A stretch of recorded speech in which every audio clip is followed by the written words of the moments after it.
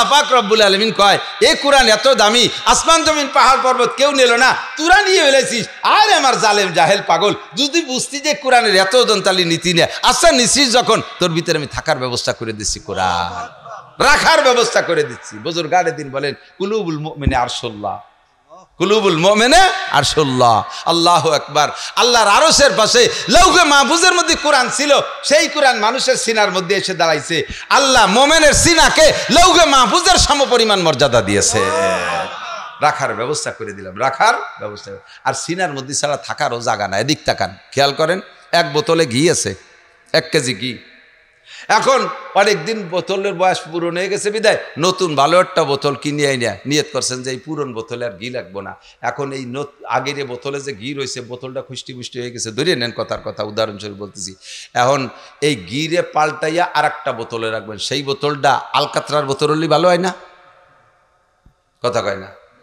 সিটেগুড়ির বোতল, কেরাসিনের বোতল, কমপক্ষে আর একটা ঘির বোতল হতে হবে, আর একটা গির বোতল হতে হবে, না হলে কমপক্ষে নতুন একটা খালি বোতল হতে হবে, ঠিক কিনা?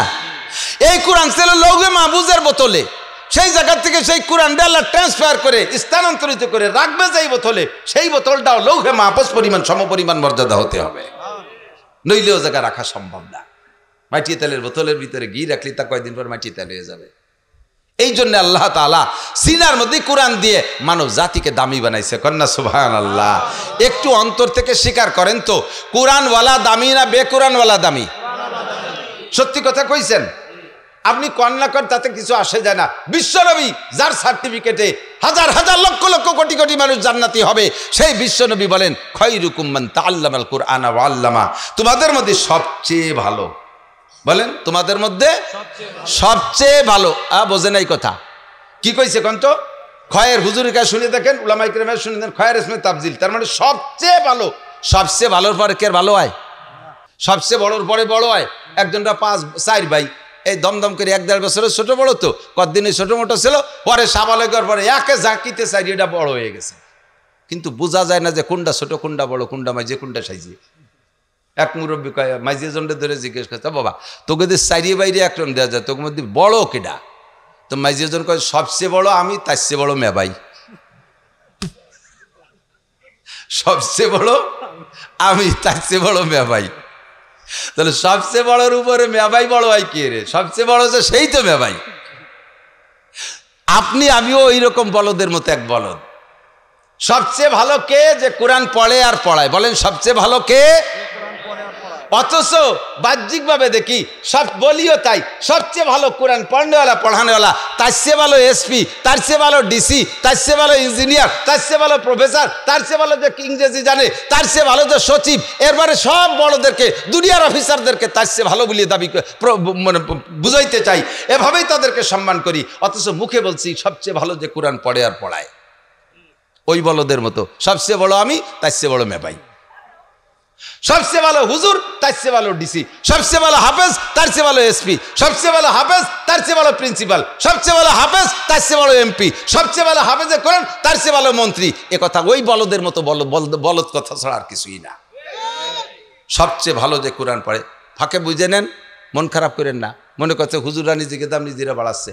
আমি কি কইছি সবচেয়ে ভালো আব্দুল কারিম সাহেব, সবচেয়ে ভালো আব্দুল গফফার সাহেব? আল্লাহও কইনে, নবীও কইনে। সবচেয়ে ভালো ওই ব্যক্তি, এনিম্যান এভরিবডি, প্রত্যেকটা মানুষ। সবচেয়ে ভালো ওই ব্যক্তি যে কোরআন পড়ে আর পড়ায়। সেই ব্যক্তি আপনি কৃষক, সেও সবচেয়ে ভালো।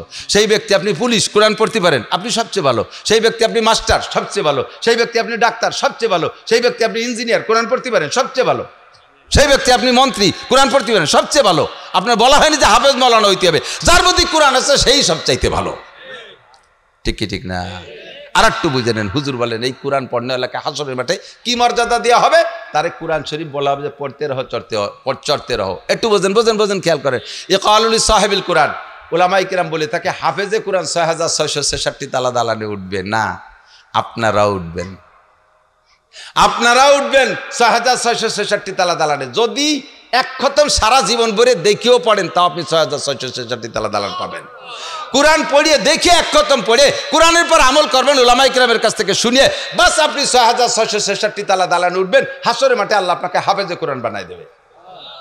পাইলাম কোথায়? ইকালুল সাহিবুল কুরআন। ইকালুল এই কথা কয়, এই বলতে কথা কয় কিনা, এই ধর ধর ধর একটু ধরে ধর, এই যে গেছে লাঠি নিয়ে সারি সার তাড়াতাড়ি। কোরআনে এই ইকালুলি হাফিজুল কোরআন, ইকালুলি মৌলানাল কোরআন, ইকালুলি মুফাসসিরিন কোরআন এ বলে নাই, ইকালুলি সাহিবুল কোরআন। এদিক এদিক বোঝেন, কোরআন ওয়ালাকে বলা হবে। কাকে? কোরআন ওয়ালাকে। বুঝেন? আপনি 100 রিক্সা কিনছেন, বুঝে নেন, 100 রিক্সার মালিক আপনি, রেজিস্ট্রেশন আপনার নামে, আপনার টাকা দিয়ে 100 রিক্সা বানাইছেন, 1 কোটি টাকা দিয়ে, 1 লাখ টাকা দামে, ব্যাটারিওয়ালা রিক্সা তো দামি হয়ে গেছে, 1 কোটি টাকা দিয়ে 100 খান রিক্সা বানাইছেন, রিক্সার রেজিস্ট্রেশন আপনার নামে, 1 খান রিক্সাও কি আপনি নিজে চালান? 100 খান রিক্সার মালিক যে লোক, সে লোকটা 100 খান রিক্সা চালায় না। 100 রিক্সা ভাড়া দিলে এখন দৈনন্দিন 1000 টাকা ভাড়া পাচ্ছে, তো 100 রিক্সা ডেলি 1 লক্ষ টাকা, মাসে 30 লাখ টাকা যে লোকটা ইনকাম করে, ও লোক নিজে 1 খান রিক্সা চালায় না, অথচ 100 রিক্সার মালিক কিন্তু সে। এবার ওই লোকটা যদি হাটে বাজারে যায়, মূল মালিক যে, তারে কি কেউ কবে ও রিক্সাওয়ালা দাঁড়াও? কয়? কারে কয়? ওনার কাছ থেকে নিয়ে যারা ভাড়া চালায় হাতে রিক্সা, তারে সবাই রিক্সাওয়ালা করে ডাকে।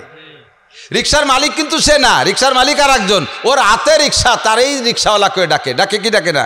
তাহলে দুনিয়ার একখান রিক্সার মালিক না হইয়া শুধু আতৈরি গুলি যদি রিক্সাওয়ালা হয়, তাহলে কোরআন জবানে পড়নেওয়ালা, কোরআন হাতে করে রাখবে, সেও কোরআনওয়ালা হতে পারে কি পারে না?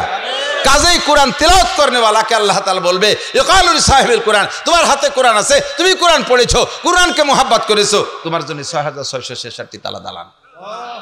ফাঁকে আপনারা পাবলিক যারা আছেন না, আপনাদের একটা সুযোগ দিয়ে দিয়েছে রসুল, যারা পাবলিক হাফেজ না, কোনো মতে গ্যায় গ্যায় ডেকড়ায় ডেকড়ায় একটু পড়তে পারে, আপনারা 1 খতম পড়লি 2 খতমের নেকি। এই জায়গা আল্লাহ যা পার্সিয়াল টেরছে, সমন্বয় করে নাই। সমন্বয়কদেরকে ওই জায়গা আন্দোলনে নামাই দেওয়ার দরকার ছিল, যে সমন্বয় করে গেলাম। হাফেজে কোরআন যারা, তারা 1 খতম পড়লে 1 খতমের নেকি পাবে, আর পাবলিকই পাবে 2 খতমের নেকি। দেখছেন আপনাকে কত আল্লাহ ডবল করে দিয়েছে। পড়বেন না কোরআন শরীফ? পড়বেন না? পড়বেন। যারা না পারেন তারাও শিখবেন তো। কারা কারা শিখবেন? 6666টি তালা দালানে উঠে শখ হয়, তাহলে কোরআন শিখার নিয়ত আছে, মেহনত করবেন তো ইনশাআল্লাহ। মাশাআল্লাহ। 1 খতম পড়লে 2 খতমের নেকি পাবলিক। আমি কইরা বিশ্বনবী বলেছেন, যারা এইভাবে কষ্ট করে হুজুর লাহু আজরান, তার 2 খতমের নেকি। কেন? আর হাফেজে কোরআন 1 খতম কেন?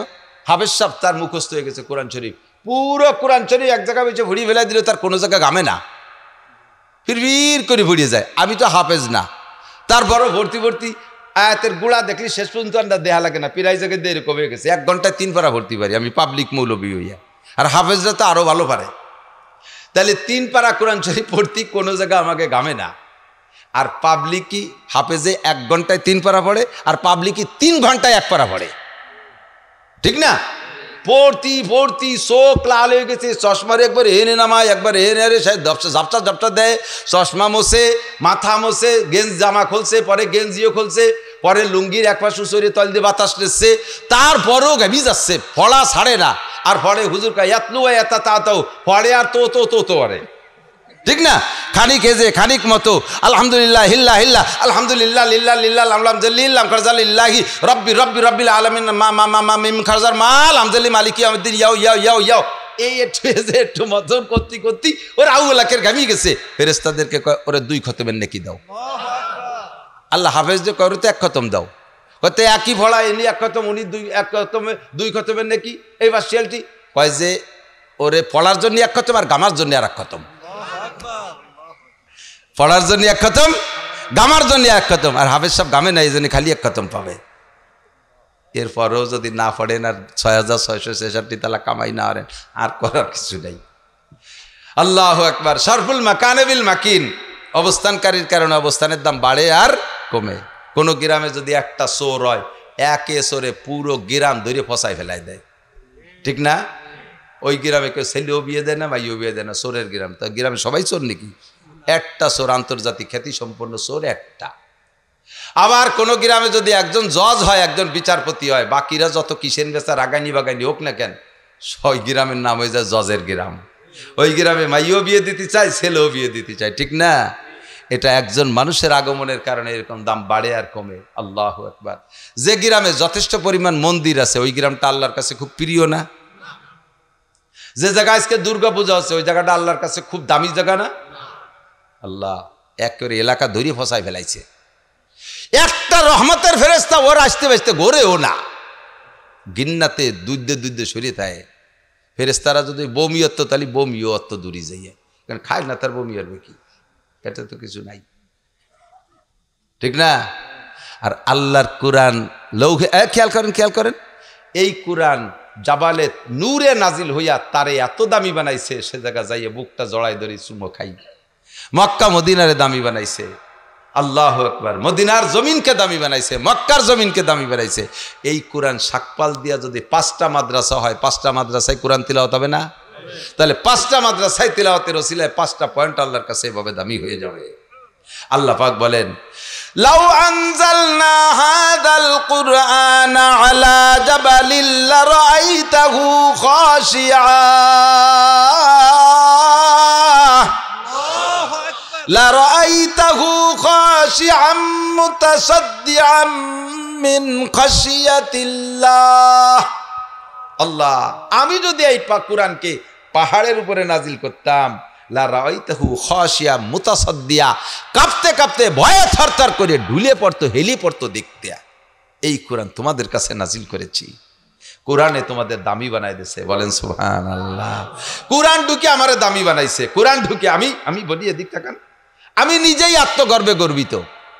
আমি যদি আলেম না হইয়া একটু কোরআন পড়া না শিখতাম, আমি যদি এই 2-4 লাইন এদিকে না পড়তাম, কোরআনটাকে পেটের ভিতরে না নিতাম, তাহলে আপনারা আমারে কে চিনতেন? আমার গোপালগঞ্জে আমার সাথে হ্যান্ডসাম বডি ফিটের বহু পুরুষ আছে না নাই? এখন সে গোপালগঞ্জ দৈরেই এত দাগি হয়ে গেছে, সে গোপালগঞ্জের পরিচয় দিতেই ভয় লাগে। বড় বড় বাঘা বাঘা বেটারা, প্রধানমন্ত্রী ছেলে 100 ভাই কত কাল লম্বা টাইম ধরিয়া, এখন তার নামও কেউ শুনতে চায় না, ঠিক না? কত বড় বড় অফিসার, পুলিশের আর্মির বড় বড় অফিসার, ইঞ্জিনিয়ার, ডাক্তার, বিজ্ঞানী, সচিব, মহাসচিব, কত সচিব ওই জায়গা, কয়জন রে চেনেন? কারে চেনেন? এক শেখ হাসিনারে ছাড়া আর কারে চেনেন কন্ত দেই? যারা রাজনীতি করেন 2-1জন এমপি টেম্পিরে চিনতে পারেন, আর কারে চেনেন? আল্লাহর রহমতে, আল্লাহর ফজলে সকলের কাছে পরিচিতি পেয়েছি। আর কোনো সার্টিফিকেট যোগ্যতা নয়, একমাত্র একটু কোরআনের ওসিলায়, কথা কন ঠিক কিনা? ফজলুল করিম স্যার মুনার পীর সাহেব, ওই স্যার মুনেশ্বরের উপরে এমন একটা মানুষ, এই হাফসিদের মতো তুতিতে 2-4টে দাড়ি, কালো একটা মানুষ, ঠোঁট দুটো মোটা, স্বাস্থ্য বেড়িয়ে বুড়ো মোটা, আর একটু পোশাকের কোনো ডক নাই। এই মানুষটার মধ্যে কোরআন ঢুকে আল্লাহ তাআলা তাকে কত দামি বানাইছে, বাংলার লক্ষ লক্ষ মানুষ তার জন্য পাগল, ঠিক কি ঠিক না? আর কোনো সার্টিফিকেট নাই এইরকম ভালোবাসা তৈরি করার জন্য, কোনো সার্টিফিকেটে কাম হবে না, ঠিক কি না? আমাকে আপনাকে আল্লাহ তাআলা এই গ্রামে কোরআনের প্রতিষ্ঠান করার তৌফিক দিয়েছেন, সেই জন্য গ্রামের এই অংশটাও দামি হয়েছে। আমার ভাই, আমার বন্ধু হযরতুল আল্লাম হযরত মাওলানা লিয়াকত আলী সাহেবের ওই পাশে মাদ্রাসা আছে, ওই পাশে নাকি? এই পাশে, দক্ষিণ পাশ না? দক্ষিণ পাশ নাকি? পূর্ব পাশ না? কোন পাশ ওটা? দক্ষিণ পাশ। ওটাও আমাদের সকলের মাদ্রাসা, কথা কন? কোনটা আলাদা যুদ্ধ নাকি? এইটা হইছে বলে ওইটা ধ্বংস হয়ে যাক, কেউ চান? আর ওইটার সাথে যারা বেশি আছেন তারা কি চান যে এটা ধ্বংস হয়ে যাক? তাহলে আপনি এটা কোরআনের প্রতিষ্ঠানের ধ্বংস কামনা করতেছেন, আপনার ধ্বংস অনিবার্য। আপনি এটারও চাইবেন, ওটারও চাইবেন। আরে ভাই, একই গ্রামে 2-4টে স্কুল রয়েছে, একই গ্রামে কেজি কিন্ডারগার্টেন কত তা বানাচ্ছে, তাতে কম পড়ে না, তাতে বেশি হয়ে যায় না, এ জায়গা বেশি হয় ক্যা? বরঞ্চ যত মাদ্রাসা বাড়তিছে তত বেদাত দূর হচ্ছে। এদেশে বহু বেদাত ছিল না? মাওলানা লিয়াকত আলী সাহেব, ইসমাতুল্লাহ কাসেমি, উলামাই হক্কানি এদেশে আসার কারণে আল্লাহর রহমতে বহু বেদাত বিতাড়িত হয়ে গেছে। আরো যেটুকু বাকি আছে, ঘরে ঘরে গ্রামে গ্রামে মাদ্রাসা হওয়ার ওসিলায় কোরআনের ফোকাসে এই লাইটে সমস্ত বেদাত বিতাড়িত হতে বাধ্য হবে। যখন তখন প্রত্যেকের ঘরে একটা বক্তা তৈরি হবে, আপনার একটা ছেলে লিয়াকত, আপনার একটা ছেলে ইসমাতুল্লাহ কাসেমি, আপনার একটা ছেলে হেলাল উদ্দিন, আপনার একটা ছেলে হিয়া মাহমুদ, আপনার একটা ছেলে জাফর আহমদ সাহেব, আপনার একটা ছেলে কে বলে শামসুল হক সাহেব। এইরকম ঘরে ঘরে বড় বড় হক্কানি আলেম হয়ে গেলে কমপক্ষে ওই বাড়ির মধ্যে বেদাত থাকতে পারবে না, ওই পাড়ায় বেদাত থাকতে পারবে না। আর বেদাতে মানুষকে এমন ধ্বংস করে, বেদাতে জাহান্নামের দিকে টানে, জান্নাতের লোভ দিয়ে, জান্নাতের প্রলোভন দিয়ে জাহান্নামের দিকে টানে বেদাতে। আমাকে আপনাকে বুঝতে দেয় না, আমাকে আপনাকে বুঝতে দেয় না। আল্লাহর কোরআনের সাথে থাকবো তো, এ নিয়ে আমি দামি হব তো। আমার গহরডাঙ্গা মাদ্রাসার শেষ সাইকুল হাদিস আমাদের মুরব্বীদের ভিতরে হযরত মাওলানা আব্দুর রউফ সাহেব রহমাতুল্লাহ আলাইহি হুজুর শেষ দিক দিয়ে যে কত বড় আলিম, আল্লাহু আকবার। আমরা যারা পড়ছি আমরা জানি কত বড় আলেম। হুজুর শেষ দিক যাইতে ওয়াজ ভুলে গেছে, 3-4টে ওয়াজ কয় আপনারা সবাই নামাজ পড়বেন, আপনারা সবাই দাড়ি রাখবেন পুরুষরা, আপনারা বাড়ির বউ বাচ্চাদেরকে পর্দা করাবেন, আপনারা সবাই কোরআন শরীফ পড়া শিখবেন, আপনারা সবাই টাকনুর উপরে পুরুষরা কাপড় পরবেন। এই 3-4টে 5টা ওয়াজ করার পরে আর কিছু হুজুরির মনে নেই। কিন্তু প্রত্যেক দিনের সবকের ভিতরে, ওয়াজের ভিতরে একটা কমান্ড রাখতেন, আমরা পুরুষরা কোরআন শরীফটা শুদ্ধ করে পড়া শিখি। আগে যারা মাদ্রাসা ছিল না এলাকায়, এত মাদ্রাসা, সেই কালের পাবলিকরা আল্লাহর কাছে বোকা সাজলে আল্লাহ হয়তো বোকা বলে মাফ করে দিতে পারে, ব্যবস্থা নাই তা কীভাবে পড়বা। কিন্তু এখন গ্রামে গ্রামে, এক গ্রামে 2টা মাদ্রাসা। আমার মুরব্বী বাবারা আসেন হুজুরদের সাথে, একটু চেষ্টা করে কোরআন শরীফ পড়া শেখেন।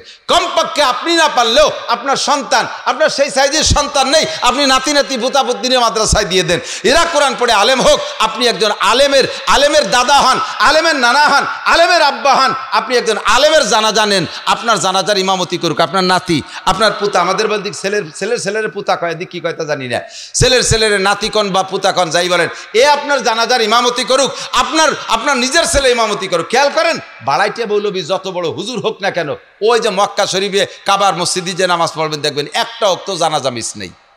প্রত্যেক ওয়াক্ত ফরজ নামাজে সালাম ফিরানোর পরে কয় আসসালাতু আলাল মাইয়িত, আসসালাতু আলাল আমওয়াত, ছোট বাচ্চা আসসালাতু আলাল আতফাল, আসসালাতু আলাত তিফল, এরকম বলে।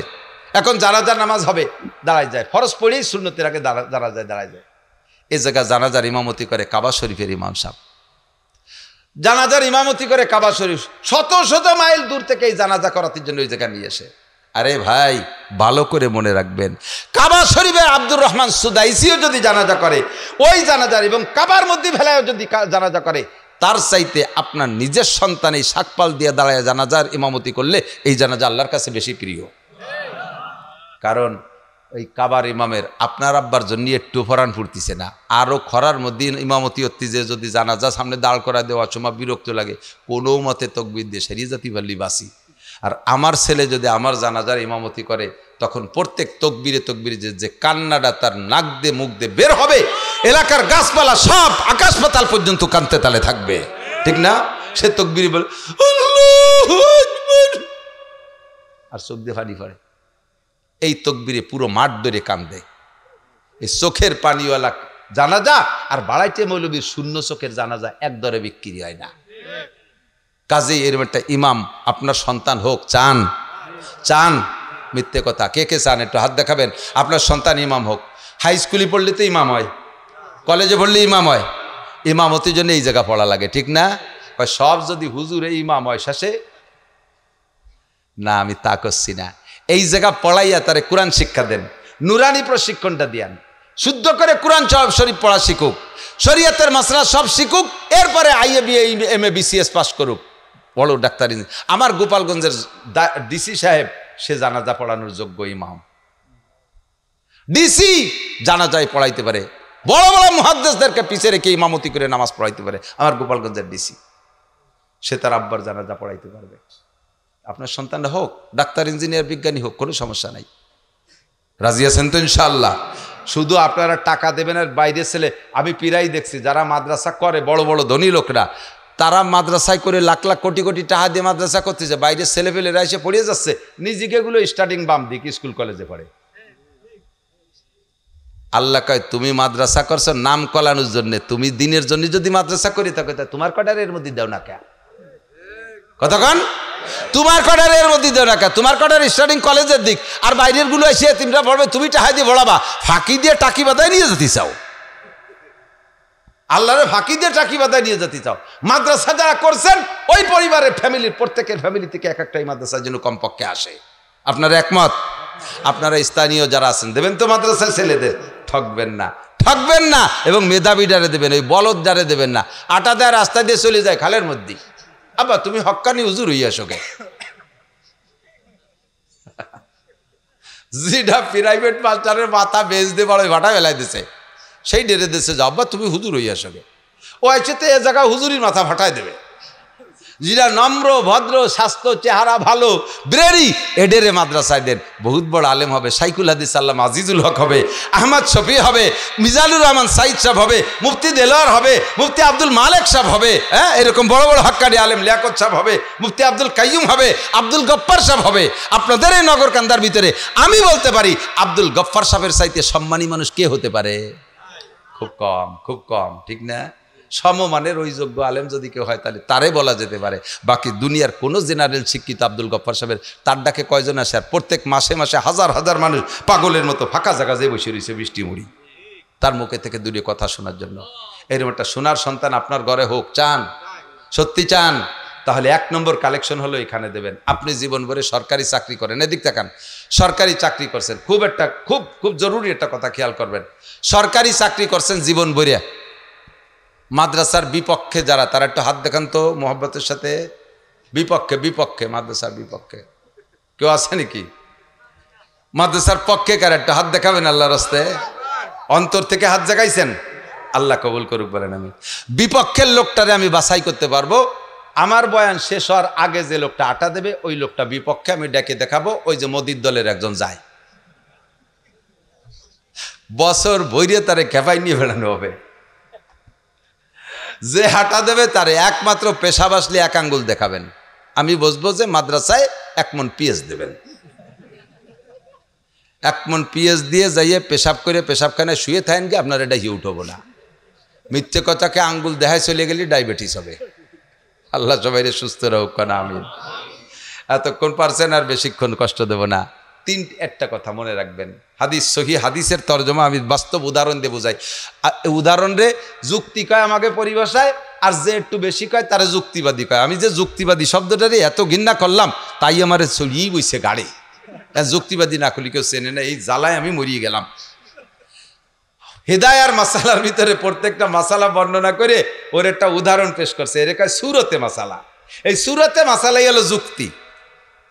তো আমি একটা হাদিসের সুরতে মাসালা পেশ করি। আপনি সরকারি চাকরি করছেন 30 বছর, 30 বছর পর্যন্ত সরকার আপনাকে মোটা বেতন দিছে, ছেলে মেয়ে যা তা নিয়ে প্রত্যেক মাসের টাকায় মাস চলে গেছে, সুদ ঘুষ খান নাই, হারাম খান নাই, জাস্ট বেতনের উপরে নির্ভর করছেন। ডানিও 1 টাকাও থাকে না, বামেও নাই, হিসেব করে চলছেন, দিনাও হান নাই, 1 টাকা ব্যাংকে জমা করতে পারেনি, চাকরিও শেষ, জীবন ভরে কামাই রোজগার খাওয়া দাওয়া শেষ। সরকার বুঝছে যে লোকটা বড় আমানতদার, তারে যা দিচ্ছি তাই নিয়ে খেয়ে দিয়ে জীবন কাটাইছে। এখন বাকি জীবন রিটায়ার্ডের পরে যদি 15 বছর বাইচে থাকে, এই টাইমটা কি খাবে? তার এনার্জি তো সব আমি রেখে দিছি। কাজেই সরকার গোছাই গাছাইয়া 50 লাখ টাকা আপনারে দেশে, এককালীন 50 লক্ষ টাকা আপনাকে রিটায়ার্ডের সময় দিয়ে দেয়, দেয় না?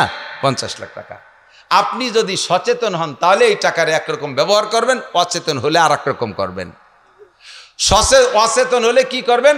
আর সেই একটা ইরির বলক দেবেন, মেশিন টেশিন পুঁতে টুইতে বলক টলক পাড় কাটিয়ে সাইজ করে দেবেন। জাস্ট টাইমই খরায় এমন ধরা ধরছে, ওদিকে তেলের দাম বেড়ে গেছে, ওদিকে মেশিন ঘন নষ্ট হয়, 1-2 সিজন জাতি মেশিন টেশিন বলক টলক বেঁচে টেছে শূন্য, লাস্টে পরে রেখান ভ্যান বেড়াইরে বুড়োকালে চালায় বেড়াবেন। অথবা 2-3 মাহিন্দ্র কিনবেন, রোডে দেবেন, ড্রাইভাররা মারিয়ে ধরে খাইয়ে এটি চলে যাবে, লাস্টে আপনি সেই। আর যদি সচেতন হন তাহলে কি করবেন? 50 লাখ টাকার শহরের মধ্যেই তো জায়গা পাবেন না, শহরের পাশে নিকটে একটু অল্প দামি জায়গা 25 লাখ টাকা বা 20 লাখ টাকা দিয়ে একটা জমি কিনবেন, অল্প একটু জমি, আর 30 লাখ টাকা দিয়ে বিল্ডিং তো হবে না, 30 লাখ টাকা দিয়ে আপনি টিন শেড অল করে 3 ইউনিটের একটা ঘর বানাবেন, যাতে 3 নর্মাল ফ্যামিলিরে ভাড়া দেওয়া যায়। আর শহরের অফিসাররা এই জাতীয় ভাড়া খোঁজে বা ঘর বাড়িতে বসবাস করে চাকরিজীবীরা, আপনি 3 ইউনিট 3 জনের ভাড়া দেবেন, 3×10 = 30,000 টাকা ভাড়া আসবে। এই 30 লাখ টাকারে কাজে লাগাইলে 3 ইউনিটের একটা বিল্ডিং হবে, 3 দিক দিয়ে 3×10 = 30,000 টাকা ভাড়া আসবে। বুড়ো কাল পর্যন্ত ছেলে মেয়ের মুখের দিক তাকায় বসে থাকা লাগবে না, কিনা ওষুধের টাকা দেবে, কিনা লুঙ্গি কিনে দেবে, কিনা চাইল্ড ডাইল কিনে দেবে, এ চিন্তা করা লাগবে না। ওই 30,000 টাকা দিয়ে মুছে খাতি পারবেন, আপনি একজন সচেতন ব্যক্তি। কথা কোন ঠিক কি ঠিক না? আল্লাহর নবী বলেন, যতদিন তোমরা বেঁচে আছো নামাজ পড়তেছে এর বিনিময়ে আল্লাহ খাওয়ায়, রোজা রাখতেছে এর বিনিময়ে আল্লাহ খাওয়ায়, জিকির করতেছে এর বিনিময়ে আল্লাহ খাওয়ায়, ফরজ ওয়াজিবের বিনিময়ে আল্লাহ তোমারে বেতন দিচ্ছে, খাইয়ে দিয়ে বাইসে রইছো। যখন মারা যাবা তখন নেক আমলে সব দরজা বন্ধ। ইজা মাতাল ইনসান ইনকাতা আনহু আমালুহু, চাকরি থেকে রিটায়ার্ড হয়ে গেছো, মারা গেছো, তোমার সব আমলের দরজা বন্ধ। কিন্তু এরপরে যে তোমার লাগবে কিয়ামত পর্যন্ত নেকি লাগবে, টাকা লাগবে, এই টাকা পাবা কোন জায়গায়? হুজুর কয় 3 ইউনিটের একটা বিল্ডিং খুলে যাও, ইল্লা মিন সালাসা, 3টে দরজা তোমার খোলা থাকবে। ইল্লা মিন সাদাকাতিন জারিয়া, 1 নম্বরের সাদকা জারিয়া, আও ইলমিন ইনতাফাউ বিহি, দ্বিতীয় ইলম শিক্ষা দিয়ে রেখে যাও, তার থেকে হাজার হাজার ছাত্র তৈরি হবে, তারা পড়বে, তুমি কবরে বসে নেকি পাবা। আও ওয়ালাদিন সালিহিন ইয়াদউলাহু, অথবা নেক সন্তান রেখে যাও, তারা তোমার জন্য দোয়া করবে। এই ইউনিট থেকে 10,000 টাকা আসতে তাহলে থাকবে। এই 3টে ইউনিট তোমার জন্য খুলে রেখে যাবা, তাহলে তুমি কবরে বসেও কিয়ামত পর্যন্ত নেকি পাইতে থাকবা। দোস্ত, আজ আছি কাল নাই, জীবন ভরে যে যা কামাই করছেন যদি অডিট করা হয় যে আপনার সারা জীবনে কত টাকা ইনকাম করছেন, হিসেব দেন, পারবেন কেউ? কতক্ষণ পারবেন? আমি তো পারবো না। এরপরে সে অডিট বাদ দিলাম, সারা জীবনে যা কামাই করছেন সব টাকা কি আছে? কথা কয় না একটু, সব টাকা আছে? যদি কেউ বলেন যে সব আছে, আমি 1 টাকাও নষ্ট করি নাই, তাহলে বুঝবো যে তুমি ইন্টারন্যাশনাল খ্যাতি সম্পন্ন কিরপিন। তুমি টাকা খরচ করো নাই, খালি কামাই হচ্ছে, সুটো তুমি জমা করে রেখে দিছ। তো এরকম কৃপণতা করিও টিকে থাকা সম্ভব না। আমরা কামাই করছি, খরচ করছি, কামাই করছি, খরচ করছি, সামনে যা ইনকাম করব তাও থাকবে না, এ কথাও সত্য। টাকা বামানা চাকা ঘুরতি তালে থাকে, এক হাতে থেকে আর এক হাতে যায়, রাখতে পারবো না। তবে 3 ইউনিটের একটা বিল্ডিং খুলে রেখে যেতে হবে, পারা যাবে ইনশাআল্লাহ। 1 নম্বরে সদকায়ে জারিয়া, আপনাকে আল্লাহ যা তৌফিক দিয়েছে, এলাকাটা পাট পেঁয়াজের এলাকা যথেষ্ট হয়। আরে ভাই খেয়াল করেন, যারা বড়দের খরচ একরকম, ছোটদের খরচ কিন্তু তার চেয়ে বেশি। বোঝে নাই কথা, খেয়াল করে না। সামনে শীতকাল আসতেছে, ছোট নবজাতক বাচ্চা যাকে বয়স আজকেই জন্ম নিচ্ছে, শীতের সময়, এরপরে তার পোশাক বেশি লাগে না ওই বাড়ির বড় মানুষের পোশাক বেশি লাগে? বড় মানুষে 5 বছর আগে জ্যাকেটেরটা কিনছে, আর ট্রাউজারেরটা কিনছে, আর চাদরেরটা, এই 5 বছর চলতেছে, আরো নিয়ত করছে মরার আগে আর কিনবো না। প্রত্যেক বছর দুয়ে বাইক সই থয়, আবার সামনেবার নামায়, ঠিক না?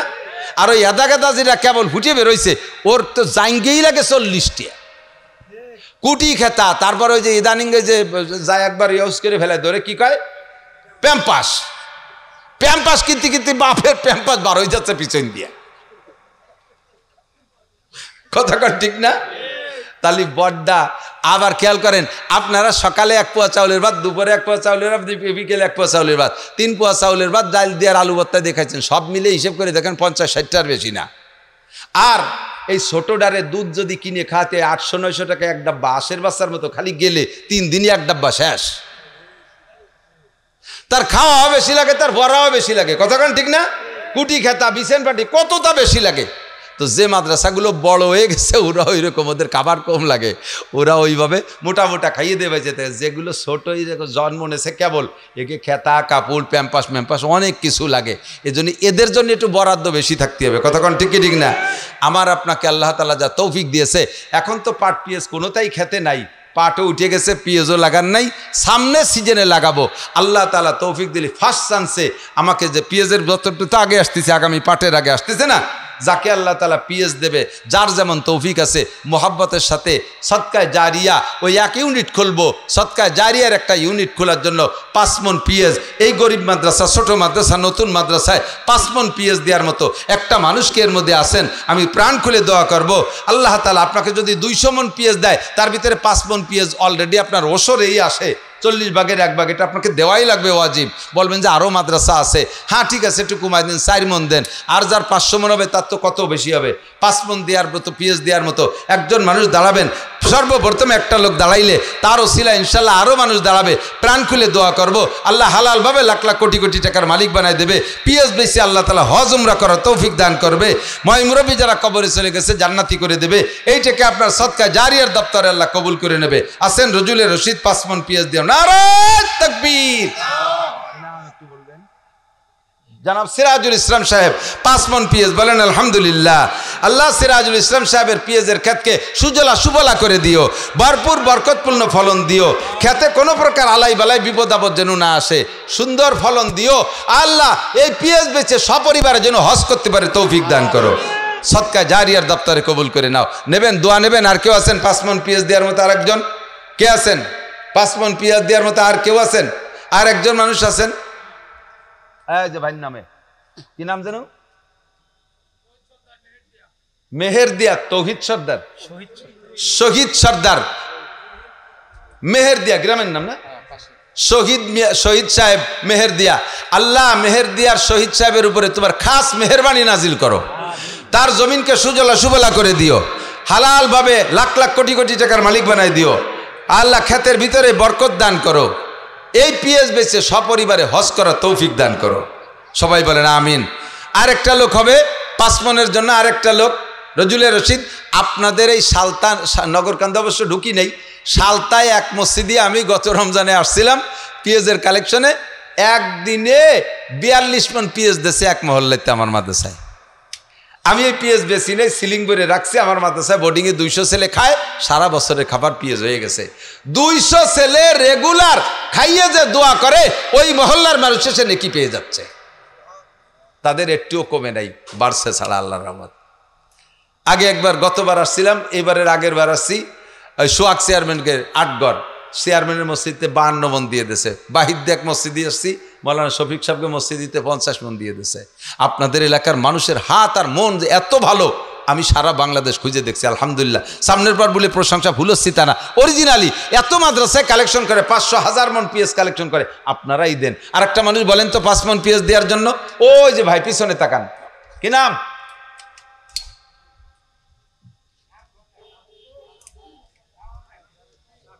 শাফি শেখ।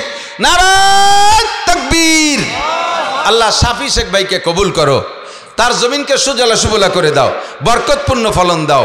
আল্লাহ পিএস বেসে হজ করার তৌফিক দাও, এটা সদকা জারিয়ার দপ্তরে কবুল করে না। এই তালবি আলিমরা উঠবিনে সব জায়গা কালেকশন করতে গেলি মৌলবী কটা উঠে আগে আটা দেয়, আর ওই দেহা দেয় আর সবাই আটে। ওরা চিন্তা আমরা দেবো না, খালি নেবো, তা বসে থাকবো কে? খেফা বানি জম্মের খেফান আত্মীয়ের বিনে দেশ কেনে। 5 মনের আর একটা লোক 3 জন পাইছি, 4 সাহাবার সাথে 4 জন, 4 সাহাবা আবু বকর ওমর উসমান 3 জন পাইছি। শেরে খুদা আলী রাদিয়াল্লাহু তাআলা আনহুর সাথে জান্নাতি হবেন, আল্লাহ পাক কবুল করবে। আছেন একজন মানুষ 5 মন পিএস দেবেন, আমি দোয়া করব, আমরা সবাই আমিন বলবো, আর হযরত আলীর সাথে আল্লাহ জান্নাতি করে দেবে। আছেন কেউ 5 মন পিএজের আর একটা লোক? হযরত আলীর সাথে জান্নাতি হওয়ার শখ আছে কার? একটু মহব্বতের সাথে হাত দেখান। 5 মন পিএস দেওয়ার কারণে যদি আপনার অর্থনৈতিক সংকটের মধ্যে পড়ে যান বছরের শেষে, আমারে ফোন দিয়ে আমি টাকা দিয়ে দেবো ইনশাআল্লাহ। আমার বিশ্বাস আমার টাকা দেওয়া লাগবে না, আল্লাহই আপনারা দিয়ে ভরপুর করে দেবে। আছেন কোন আল্লাহর বান্দা? আব্বা চলে গেছে, মা চলে গেছে কবরে, আব্বার রেখে যা জমিনি খেত খামার করে খাচ্ছেন, ওনার জন্য 5 মন পিএস পাঠায় দেন। একজন মানুষ বলেন নারায়ণ তাকবীর। মালিক মোল্লা জিন্দাবাদ জিন্দাবাদ, কোন না? মালিক মোল্লা বেঁচে আছে না মারা গেছে? মরিয়ে গেলি যদি কই জিন্দাবাদ, হয়তো আবার বাসায় দেওয়া লাগে। মালিক মোল্লা জিন্দাবাদ। আল্লাহ উনিও 5 মন পিএস দিচ্ছে, আল্লাহ ওনার সুস্থতার সাথে হায়াত দারাজ করো, ছেলে মেয়েদের কামাই রোজগারে বরকত দাও, সপরিবারে হজ করার তৌফিক দাও, বলেন আমিন। 4 সাহাবার সাথে 4 পাশা 20 মন পাইছি। আল্লাহ রসুল মুহাম্মদুর রাসূলুল্লাহ সাল্লাল্লাহু আলাইহি সাল্লামের সাথে একটা লোক জান্নাতে যার শখ করেন যে আমিও 5 মন দেবো, আমি হুজুরের সাথে জান্নাতে যাব। আছেন কোন রজুলে রশিদ? নবী আলাইহিস সালামের সাথে জান্নাতে যার ইচ্ছা করেছেন, দোয়া করবো আল্লাহ কবুল করবে। আরে ভাই দোয়া করবো আল্লাহ কবুল করবে, যদি লাগে যায় ইনশাল্লাহ চলে যেতে পারবেন, কোনো ভয়ের কিছুই নাই, আর এখানে কোনো বাধা নাই। আল্লাহ পাক যদি কবুল করে বসে ইনশাআল্লাহ 5 মন। কে আছেন নবী পাকের সাথে জান্নাতে যার দোয়া করব? আল্লাহ তোমার কোন বান্দার পিএস 5 মন নবীর সাথে জান্নাতে যার জন্য কবুল করছো, তার একটু হাত জাগায় দাও। আল্লাহ একটা মানুষ তৈরি করে দাও। আল্লাহ আমি কয়ে ফেলাইছি, লজ্জা শরম ফেলাইয়া একটু কয়ে তুমি লোক তৈরি করে দাও। আছেন 5 মনের একজন মানুষ, আর একটা মানুষ নবী আলাইহিস সালামের সাথে জান্নাতি হবেন, মক্কা মদিনা জিয়ারত করবেন, রসুলের রওজায় হাত দেবেন, কাবার গিলাফ ধরে দোয়া করবেন, সদকায়ে জারিয়ার দপ্তরে কবুল হবে। আছেন নারায়ণ তাকবীর। ও যে পাইছি, কি নাম? मोहम्मद शमीम। फुलो ताजीब चमन पर न परी शाति शमीम, दिल से जो बात निकलती है असर रखती है, पढ़ने की ताकत परवाज़ मगर रखती है। अल्लाह अकबर। अल्लाह শামীম ভাইরে কবুল করে না, সবাই বলেন আমিন। হালাল ভাবে লাখ লাখ কোটি কোটি টাকার মালিক বানায় দাও, সুস্থতার সাথে লম্বা হায়াত দান করো, পিএস বেসে হজ করার তৌফিক দান করো। 2 মন দেবেন, কেডা কেডা হাত জাগান তাড়াতাড়ি, 2 আঙ্গুল। কি নাম? বাবুল শেখ। কি নাম? আব্দুল হালিম শেখ। 2 জন। কই 2 মনের আর কো? 2 মন বাবুল শেখ, আব্দুল হালিম শেখ, আল্লাহ কবুল করেন। কে আছেন? 2 মন, 2 মন। ওই যে মুরব্বী, কি নাম? জনাব কাশেম শেখ, 2 মন, আল্লাহ কবুল করেন। বলেন 2 মন কে আছেন? একসাথে দোয়া করে দেবো। সব কজন এক ফ্লাইটে বিমানে যাবেন হজ করতে। আপনারা সবাই কয়েছে আমারও টাকা দিন, আমিও যাবো একসাথে। কি নাম? ওই যে মুরব্বী মোহাম্মদ আমির উদ্দিন শেখ, 2 মন। বলেন আলহামদুলিল্লাহ। আল্লাহ আমিন উদ্দিন সাহেবকে কবুল করো। যারা 2 মন দিলেন, আল্লাহ সবাইকে হজ্জেখানায় কাবা নসিব করো।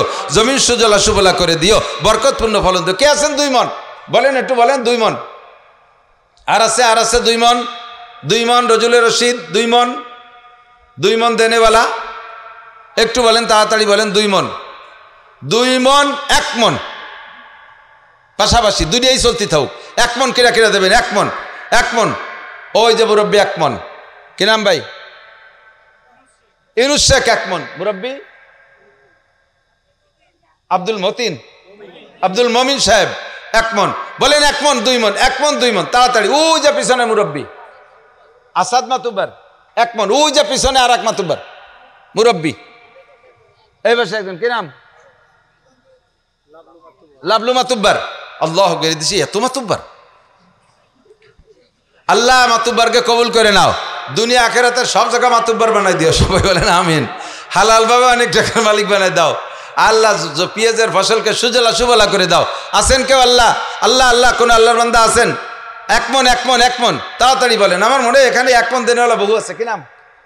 জাকির শেখ 1 মন। আল্লাহ দান কবুল করেন। কে আছেন? 1 মন, 2 মন, 1 মন, আধা মন, 2 মন, 1 মন, আধা মন। বলেন 20 কেজি, 20 কেজি। এবার সবাই দেবেন 20 কেজি করে। যাকে পেঁয়াজ না আছে কিনে নিয়ে দেবেন। আর কে আছেন? 20 কেজি, 20 কেজি, 1 মন, 20 কেজি নয়, আধা মন। কে কে?